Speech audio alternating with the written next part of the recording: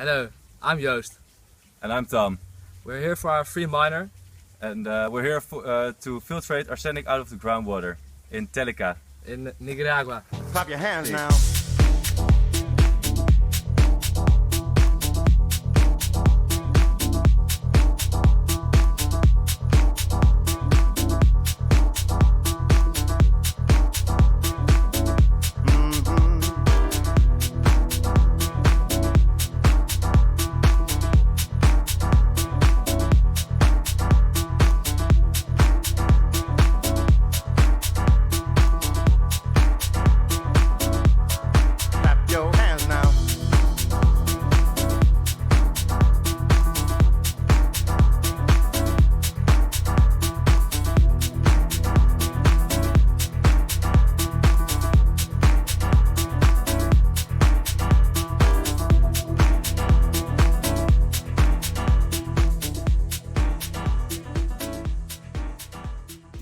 The situation is as follows.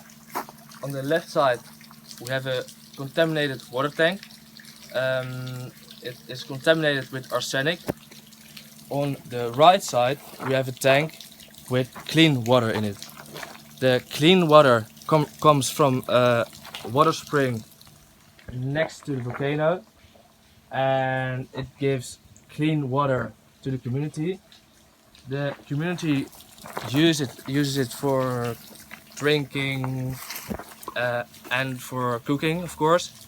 The other tank is contaminated with arsenic, and they normally use it for washing, for things like that, and not really for drinking.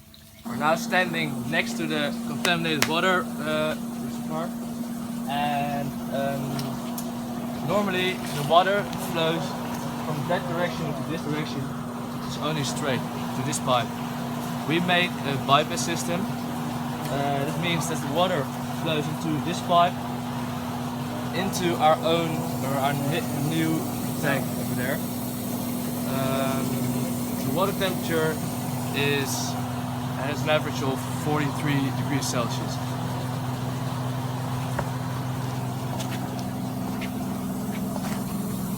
Now we're on top of the contaminated water reservoir. As you can see, the view is very nice.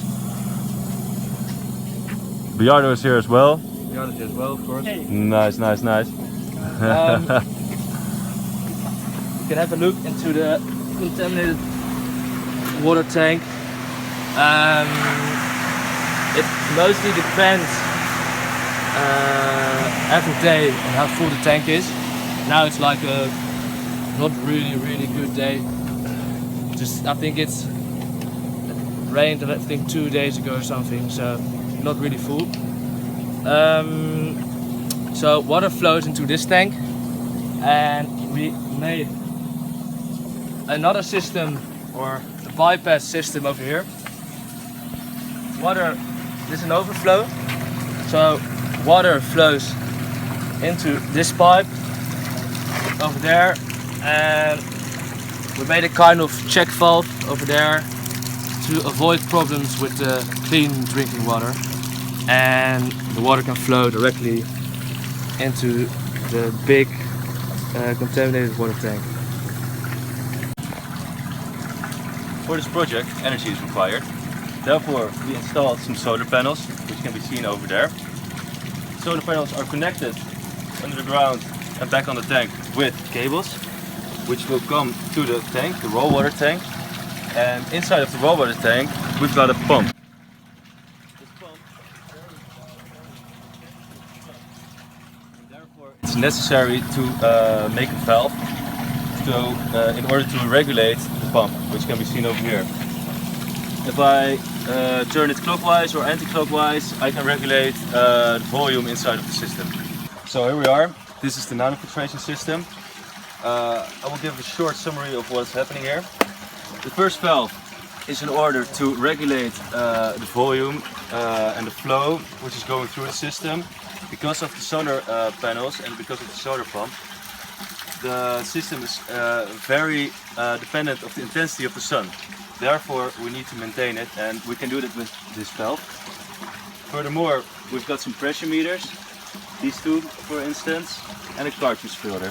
The cartridge filter is a pre-treatment step for the nanofiltration membrane, and with the two pressure meters we can see if it's clogged or not, because if the difference between the 2 meters will become very high, you know that it's clogged. Furthermore, underneath my laptop we've got a flow meter. We will give you another video of that device a little bit later. After that we've got an analog flow meter, which will give an analog measurement of it. After that we've got the long white tube, and the long white tube is the key item of the system. This is the nanofiltration membrane, and we can regulate the nanofiltration membrane by closing the concentrate valve. This is also a key element of the system. After the nanofiltration membrane we've got two flows. One flow with the concentrate and one flow with the permeate. Concentrate is still contaminated with arsenic groundwater, and permeate is the cleaned groundwater. By making use of the concentrate valve, we can increase the pressure in the nanofiltration membrane, which makes sure that the filtration process will start. In order to see what our rendement is, we've got the flow meter here as well, and by simple conservative of volume calculations, we can measure what our rendement is.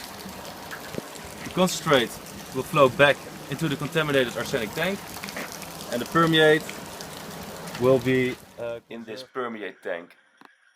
We are going to have a better look in the box. We made a system for the coarse water measurements. A 3D printed propeller is powered by the water flow. A laser is mounted at one side of the transparent tube, and an LDR is mounted at the other side. The LDR receives signals from the laser and sends it to a laptop which is connected with this LDR. On the laptop, a code had been written to change these signals into a flow. Yeah, so now we are measuring some physical parameters with this instrument, parameters. So the idea is to compare the values of the raw water and also the values of the permeate water, this one. So